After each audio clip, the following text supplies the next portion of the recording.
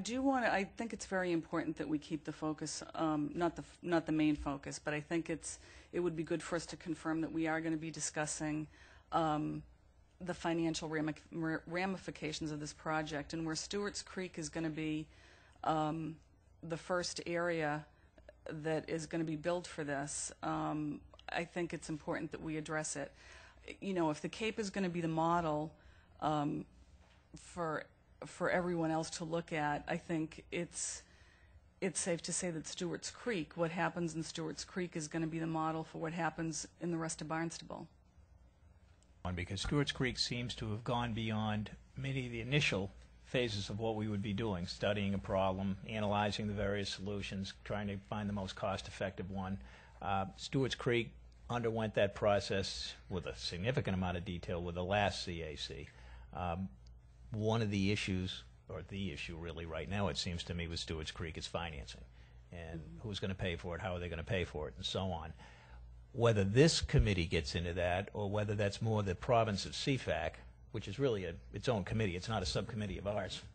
Right. It's its own committee. I'm not sure how the town envisions that, and I don't mind wading into anything, controversial or not, but I don't want to wade into something that isn't what what our charge is. So I guess we have to get some direction from the town to say, is this a CFAC decision, or is this something you want the CAC to deal with as well?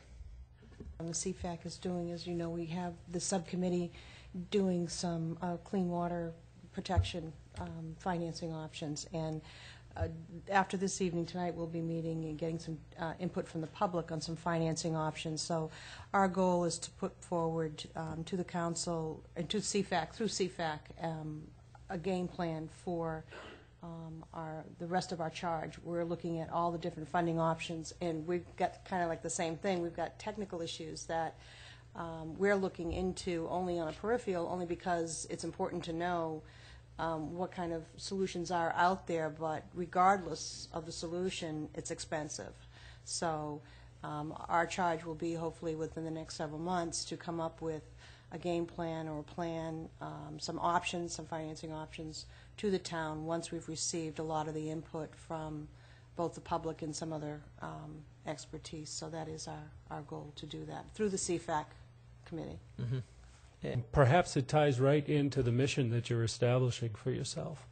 The mission is focused, and I had offered one, but certainly you all have the ability to look more deeply into that, to clarify, certainly. We're faced with going forward with an evaluation of all of our coastal embayments, and all the neighborhoods are impacted by that potentially. So depending on the results of this particular study, the recommendations that are in the current wastewater facilities plan were not based on this new layer of water quality concern, which was the nutrient loading to our fresh and salt water bodies. It was based on primarily public health concerns. And so it really doesn't fall under the umbrella of nutrient loading, though I think your point is right on task. What we do now would certainly establish what we would be looking to do with all other areas in the future from a financial standpoint. So I think we await the recommendations of the whole as far as how do we go forward with this issue, and I would assume that that's what I don't want to speak for the town council, but I would assume that that is what we would be looking to apply to all sewer expansion areas. I think that's one